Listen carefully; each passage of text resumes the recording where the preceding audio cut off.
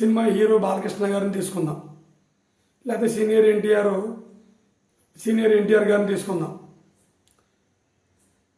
లేదు ఒక అమితాబ్ బచ్చన్ గారిని. వీళ్ళు ఒక విషయాన్ని పదే పదే చెబుతూ ఉంటారు. ఆ విషయం మీద మాట్లాడడానికి నేను ఇప్పుడు వచ్చాను. ఏంటంటే ఆ విషయం బ్రహ్మ ముహూర్తం.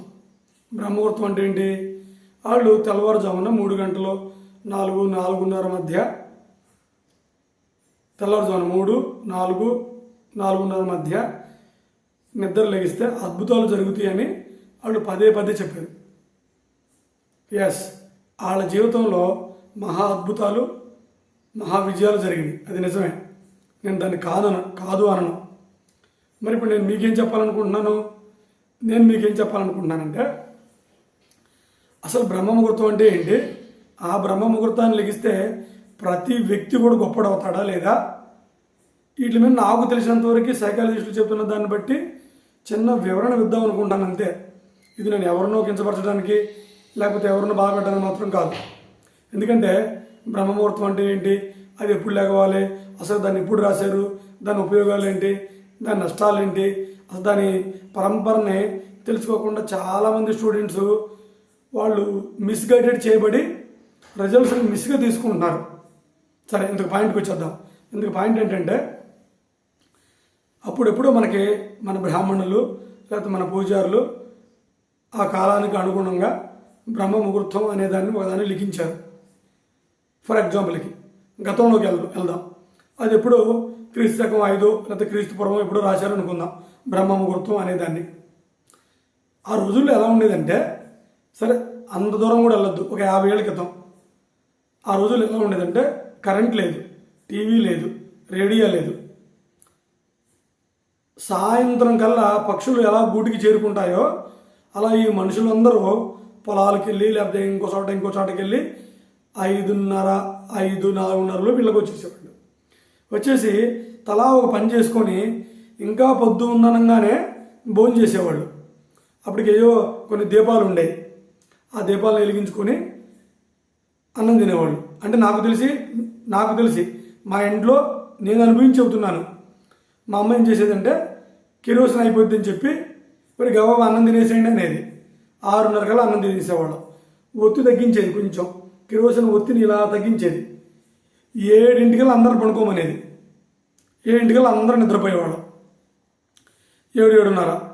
ఇంక ఇప్పుడు చూడండి, 8:30, 9:30, 10:30, 11:30, 12:30, 1:30, 2:30, 3:30.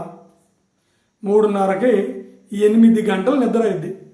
సగటు మనిషికి 8 గంటల నిద్ర అంటే ఇంక చాలు. అది ఆటోమేటిక్గా మనకి మెలకువ వచ్చేసింది.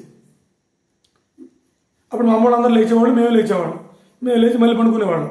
మా నాన్న మాత్రం పొలం పనులు లేకపోతే మా నాన్న అతను ఉల్లిపాయలు లేకపోతే ఏదో అమ్మేవాళ్ళు, ఆ సైకిల్ రెడీ చేసుకునేవాళ్ళు.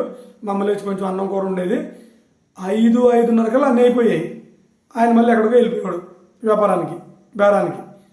మళ్ళీ మా అమ్మ మా నాన్న వాళ్ళకి అందరూ ఆ ఇంటి పక్క వాళ్ళందరూ కలిసి పొలం పనులకి వెళ్ళిపోయేవాళ్ళు. 2:00కో 3:00కో వచ్చేవాళ్ళు. అంటే నేనేం చెబుతున్నానంటే 7:30కి 8 గంటలు నువ్వు నిద్రపోతే నైటు 3, 3:30, 4 కల్లా నీకు ఆటోమేటిక్గా మెలకువ వచ్చేసింది. నీకు అద్భుతమైన నిద్ర పట్టి నువ్వు 8 గంటలు నిద్రపోయి లేచావంటే బ్రెయిన్ దేవుడు బ్రెయిన్ లాగా పనిచేసిద్ది.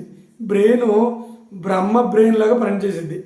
బ్రహ్మగారు ఒక అద్భుతమైన బ్రెయిన్ వేసుకుని రాతలన్నీ రాసేవాళ్ళు, మనం నమ్ముతాం.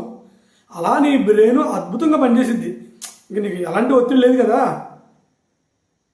ఎస్, అందుకనే నువ్వు ఆ 3, 3:30, 4, 4:30 మధ్య లేవడాన్ని బ్రహ్మ ముహూర్తం అని మన వాళ్ళు రాసుకున్నారు. అందులో తప్పేం లేదు.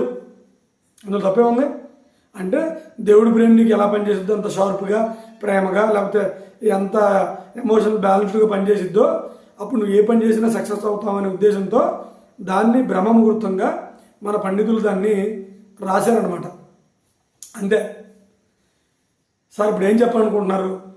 అలా వాళ్ళు రాసిన బ్రహ్మ ముహూర్తం 3, 3:30, 4:30 ఈ మధ్యకాలంలో ఇప్పుడు కూడా చాలామంది ఫాలో అవుతున్నారు దాన్ని. ఇప్పుడు ఈ కాలంలో కూడా దాన్ని ఫాలో అవుద్దని నేను ఎందుకు చెబుతున్నానంటే, ఫర్ ఎగ్జాంపుల్కి ఇప్పుడు మనం తీసుకుందాం. ఇప్పుడు ఎందుకు ఫాలో అవుద్ది అంటున్నానంటే, ఫాలో అవ్వచ్చు, అయితే కొన్ని వాటికి మినహాయింపులు ఉన్నాయి. ఫాలో అవ్వద్దు, 4:30 లేదా 3:30 3 గంటలకు లేవద్దు అని ఎందుకు చెబుతున్నానంటే వినండి పాయింట్. ఇప్పుడు మన దగ్గర ఫోన్ ఉంది, మొబైల్, టీవీ ఉంది, అందులో ఇన్స్టాగ్రామ్, ట్విట్టర్, ఫేస్బుక్, ఆ బుక్ ఈ బుక్ అన్నీ ఉంటాయి. ఇవన్నీ ఓపెన్ చేసి చూసేస్తున్నాం. చిన్నపిల్లల దగ్గర నుంచి పెద్దవాళ్ళ వరకు కూడా టీవీలు చూస్తా ఉన్నాం. లైట్లు వెలిగిపోతున్నాయి. మన నిద్రపోయి 10:30 11 అవుతుంది. సపోజ్ నువ్వు 11 గంటలకు పనుకున్నావు, టైం కౌంట్ చేసుకో. 12 1 2 3 గంటలు మళ్ళీ నువ్వు నిద్ర లేగితే నీకు 4 గంటల నిద్ర పట్టింది. అసలు నిద్ర పట్టకపోతే సైకాలజిస్టులు ఏమంటున్నారంటే నీ బ్రెయిన్ మొత్తం డ్యామేజ్ అవుతుందని చెబుతున్నారు. ఒక రకమైన ఆల్కహాల్ లాంటి మత్తు పదార్థం రిలీజ్ అయ్యి మంపుగా ఉండిద్ది. అందుకే చూడండి, మనం జాతరలకు వెళ్ళినా, తీర్థాలకు వెళ్ళినా, తిరునాళ్ళకి వెళ్ళినా, లేకపోతే ప్రయాణం చేసినా నిద్ర సరిపోక మనం ఏం పని చేస్తున్నా పగటిపూట అంతా నీరసంగా మంపుగా ఉంటా ఉండిద్ది. అంటే బ్రెయిన్ రిసీవ్ చేసుకోవద్దు నువ్వేం చేస్తున్నా, పైగా చేయనివ్వదు. సరే, ఇప్పుడు ఒక స్టూడెంట్ బాలకృష్ణ చెప్పిన మాట, ఎన్టీఆర్ చెప్పిన మాట విని, లేకపోతే అమితాబ్ బచ్చన్ గారు చెప్పిన మాట విని వాళ్ళు 3:30కో 3కో లెగిస్తే ఆడి పరిస్థితి ఏంటి? 11 గంటల దాకా చదువుకొని మళ్ళీ 3ంటికి లెగిస్తే ఆడి పరిస్థితి ఏంటి? 4 రోజులు చదువుగాడు. తర్వాత ఏమైంది? బ్రెయిన్ అంతా స్విచ్ ఆఫ్. సార్ మళ్ళీ మీరు అడగవచ్చు, సార్ మరి బాలకృష్ణ గారు, ఎన్టీఆర్ గారు, అమితాబ్ బచ్చన్ గారు వాళ్ళు ఎలా చేశారని. వాళ్ళు ఎలా చేస్తారా? ఫర్ ఎగ్జాంపుల్కి బాలకృష్ణ గారు ఉన్నారు, షూటింగ్ నుంచి 6 గంటలకు వచ్చేస్తారు, శుభ్రంగా తినేసి కొంచెం మందు వేసుకొని హ్యాపీ పడుకుంటారు. ఇప్పుడు వేసుకొని 7 గంటలు 8 9 10. మన పూర్వకాలంలో ఒక 50 ఏళ్ళ క్రితం మనం ఏం చేసేవాళ్ళం, అది ఇప్పుడు బాలకృష్ణ గారు కూడా చేస్తున్నారు. సీనియర్ ఎన్టీఆర్ గారు చేశారు, నాగార్జున గారు చేశారు, అమితాబ్ బచ్చన్ గారు చేశారు. వాళ్ళకి టైం సరిపోతుంది. వాళ్ళు మనలాగా టీవీలు, మొబైల్, ట్విట్టర్లో అవేం చూడరు. వాళ్ళు టయాన్ని పర్ఫెక్ట్గా ఫాలో అయ్యి వాళ్ళు కరెక్ట్గా 8 గంటలు నిద్రపోయి ఆ చెప్పిన బ్రహ్మ ముహూర్తానికి లభిస్తారు. అప్పుడు వాళ్ళలో ఉన్న బ్రహ్మ నిద్ర లేచి, వాళ్ళలో ఉన్న దేవుడు ప్రశాంతతమైన నిద్ర లేచి వర్క్ పర్ఫెక్ట్గా చేయగలరు. అందుకని వాళ్ళ కాంటెక్స్ట్లో బ్రహ్మ ముహూర్తం రైటు. ఎవరైతే 10:30కి 11 గంటలకి 12 గంటలకు నిద్రపోతారో వాళ్ళ కాంటెక్స్ట్లో బ్రహ్మ ముహూర్తం కరెక్ట్ కాదు. ఇది నాకు తెలిసింది, నేను చెబుతున్నాను. అందుకని మీరు నిద్ర కరెక్ట్గా చూసుకొని మీరు ఎప్పుడు లేచినా ఓకే. నిద్ర చాలా చాలా ఇంపార్టెంట్. నిద్ర ఒక చూడండి, కావాలని చూడండి, జంతువులు ఏ గేదె కూడా టీవీ చూడదు, ఏ కుక్క మొబైల్ చూడదు, లేకపోతే ఏ పావురం డిస్కో డ్యాన్స్ చేయదు. అలా పొద్దుకోకుండానే హ్యాపీగా నిద్రపోతాయి.